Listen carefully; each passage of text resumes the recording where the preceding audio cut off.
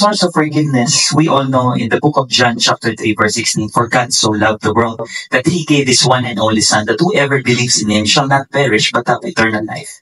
Karapat-dapat ba iligtas ka? While we were still sinners, Christ died for us. That's coming, I think, from the book of Romans. Ito, sikat ito, John 3:16. Naalala niyo yung source ng forgiveness kung bakit ang Panginoong Jesus? In John 3:17. Alam niyo yung kasunod dito? Sikat din, kaya hindi masyado nababasa. For God did not send His Son into the world to condemn the world, no, but to save you and I. But to save the world. Why? Because we are all sinners. Ito lang yung madalas mo nababasa. Yung katugtong nito, pinadala ng Ama ang kanyang anak, hindi pa pagalitan ka, sumbatan ka, parusahan. Hindi! Iligtas ka, tsaka ako. That's the foundation. That's the source of forgiveness. Kaya sabi ng Apostol Pablo sa mga taga-Colosa, chapter 3, verse 13, bear with each other and forgive one another. If any of you has grievances against someone, forgive as the Lord forgave you. Hindi mo kaya, dahil tao ka, mahina ka, mayabang ka, suo mo lang sa Diyos. Lord, sa'yo to. Lord, paano ba? Kung sa'yo ko kakapit, o Diyos, ano gagawin ko? Sa dinami-dami na namin dinaanan, Lord, di ko na kaya to, laban mo na to. Ano yung hang on to the Lord with all our faith? Lord, check mo. Lord, sabi mo siya, Lord, why am I angry? Will this help me become closer to you? Alam mo yung pag-hang on to the Lord, pagkapit mo sa Diyos, yung moment na habang hirap ka magpatawad, kausapin mo si God. Tanong mo na kagad yan, tapos na eh. Tapos na, palpado ka na. Lord, why am I angry? Bakit ako galit? Makakatulong ba ito para mapalapit ako sa iyo kung hindi ko magpapatawad?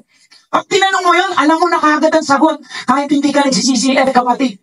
Kahit anong religion mo. Dahil mahal ka ng Diyos, dinala ka dito ngayon, yung unang tanong lang na yan. Pag pinatulang ko ba ito, mas mapapalapit ako sa iyo, Lord? Our offender with open arms again and again and again and again. Hindi na pa siya, kaya yan na lang ako. Pero kung tutusin, take back our offender with an open arms again and again. Ano pong ibig sabihin nito? So sabi po in the book of Luke chapter 17 verse 3 and 4, be on your guard if your brother sins. Rebuke him. And if he repents, forgive him. And if he sins against you 7 times a day and return to you 7 times saying, I repent, then forgive him. Ulit-ulit. Kaya nga, lagi rin natin naririnig, our God is the God of second chances. Walang bilang, kapatid. Tama? Walang bilang. Yeah. Tapa ka, bangon ka ulit. Ganun ang ginagawa ng Panginoon Diyos sa atin. Bagong simba ka man, pagkatapos ng simba, Lunes ang bait mo, Martes, back to basic ka na naman. Yeah. Sa dami ng pagsubok. Yeah. Yeah. Okay, ito naisip ko lang. I'm sure some of you are thinking right now na parang, if-forgive ko, ulitin din naman niya yan. Diba? I'm sure meron yan na nasa utak niyan. Why will I forgive? Ulitin din naman yan. Diba? Magda-drugs naman siya ulit. Example lang. Magda-drugs naman siya ulit next week. Hilang naman. Drugs naman. Online gambling na. Mas mababa ba yun? Hindi. So, drugs. Ngayon lang naman yan. Hilaw ang alam ko na yan, sis. Diba? Hilaw ang forgiveness niyan. Ngayon lang yan, mabait 1 week. Oh, sige, pa-forgive ko, nakakasawa na, maaari. Pa-forgive ko na naman. But our job is to love and to forgive. Si Lord na po ang bahala sa lahat. Kaya that's the command. You just keep on forgiving. Kaya sabi kanina, again and again and again. I was wrong. So, ito actually ang mahirap number 2. Kasi pumapasok pa rin dyan yung pride. Because it's really hard to accept yung responsibility mo na sabihin mo, ako yung mali, sorry. Kasi palaging mali ako, pero kasi ikaw. Meron pang gano'n. Mahirap yung I was wrong period Meron yan minsan, I was wrong, pero kasi naman, dahil sa'yo. So, tigilan na po natin yung that. Mag-stop tayo dun sa I was wrong. So, let us accept responsibility. What can I do to make things right?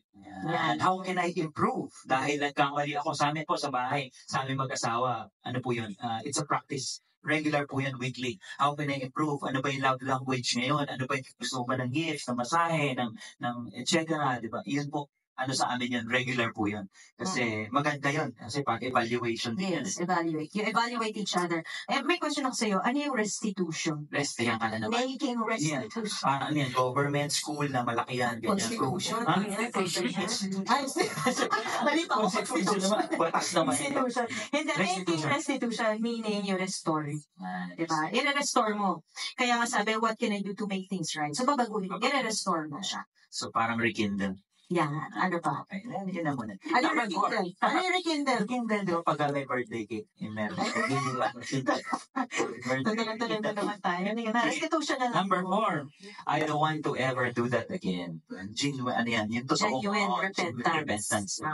Yan yun. And the last Inaamin mo na ayaw mo talaga Yeah. magkasala. correct. Ayoko na. I don't want to do it again. Yeah. Sabihin ni spouse, yan ka na naman. 1 week lang yan. May hugot talaga. Hindi, because it happens. Yeah, that's true. Yeah. 1 week, matagal pa ngayon 1 week. Ibang tinabukasan lang. But if it's Balik na really, naman. but if it's really true repentance coming from the Lord, talagang sasabihin mo, I don't want to ever do that again. That's right. Will you please forgive me? Yeah. That's the line. That's the last, number 5. Yeah. Requesting for Patawarin mo ako. forgiveness. Yeah. Okay? So, review po tayo. Forgiveness.